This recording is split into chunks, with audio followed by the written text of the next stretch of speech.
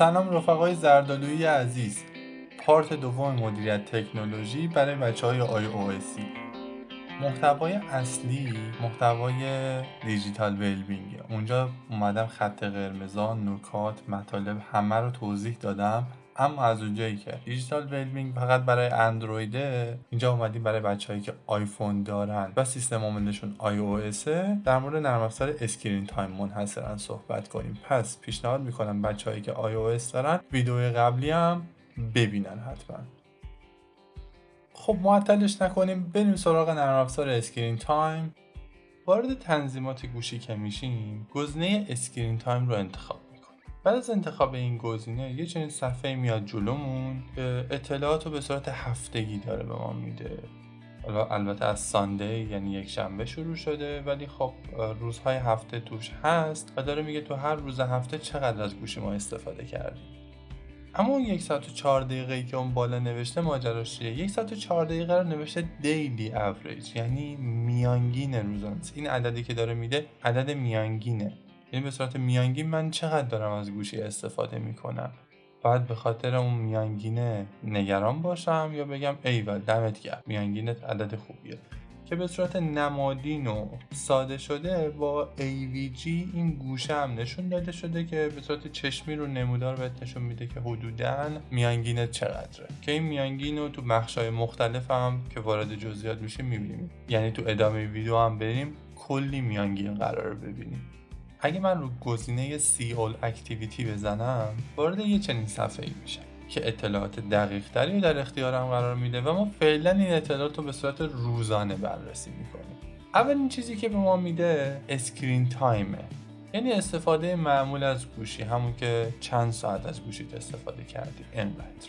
حالا بین 1 ساعت و 4 دقیقه‌ای که اینجا نوشته و 1 ساعت و 4 دقیقه‌ای که تو صفحه قبل نوشته شده بود یه فرقه، اونم بالاش نوشته today.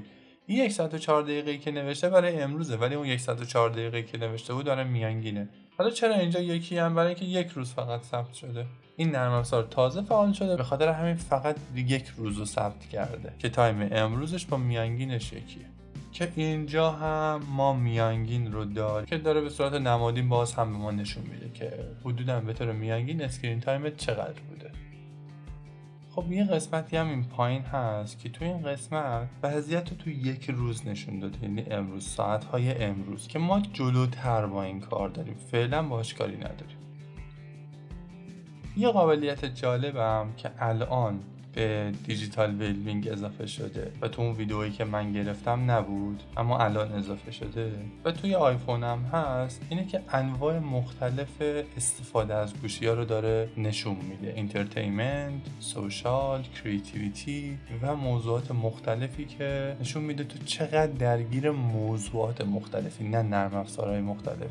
مثلا یکی از اینستاگرام میره یه ساعت تلگرام میره، 1 ساعت واتساپ میره، ولی مجموعاً میگه آقا تو 3 ساعت درگیر سوشال مدیایی و یعنی 3 ساعت از روزت داره پای سوشال مدیا میره. و اینه که نگران کننده. شاید 1 ساعت ها نگران کننده نباشه، ولی اینکه سوشال مدیا داره 3 ساعتتو میگیره، یعنی واقعا داره محوریت میده به ذهنت. که خب در قالب افرادی که دارن مستقیما کار میکنن بررسی میکنیم که چی میشه که چیزی مثل سوشال، چیزی مثل انترتینمنت انقدر جذاب میشه برای یک فرد و بیایم مدیریت کنیم این موردو اگه مضره، اگه داره باعث نگرانی تو میشه. خب توی این قسمت هم بیشترین میزان استفاده از نرم افزارهای مختلف رو نشون داده که چقدر ما درگیر این نرم افزارها بودیم به صورت کلی، که با داشتن اطلاعات دقیق تر از تک تک نرم افزارها بتونیم تحلیل و بررسی دقیق تری داشته باشیم.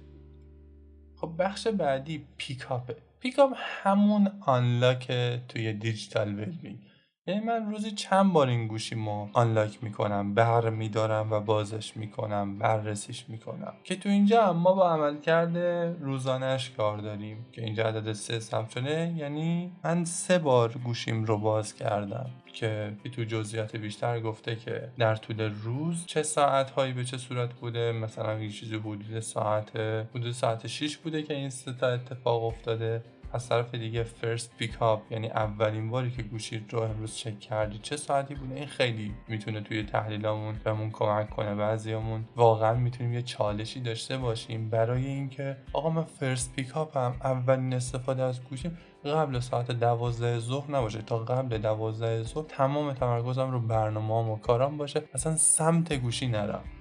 و اما پارت بعدی که نوتیفیکیشن هاست که من در طول روز چقدر نوتیفیکیشن دریافت کردم، این نوتیفیکیشن ها تو ساعت های مختلف روز چقدر بودن تو قسمت بعدی و برای هر نرم افزار چقدر. و خب طبق چیزی که تو ویدئوی قبلی، یعنی ویدئوی مربوط به دیجیتال ولبینگ گفتم که قرار دونه به دونه اینا رو باز کنیم و ببینیم چرا انقدر داریم دقیق و ریز تحلیل میکنیم.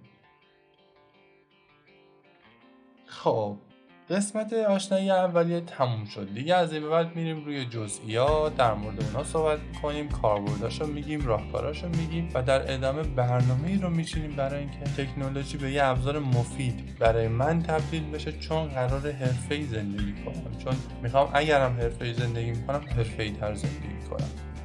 حسابی مراقب خودتون باشین و قدر خودتو بدین رفیق.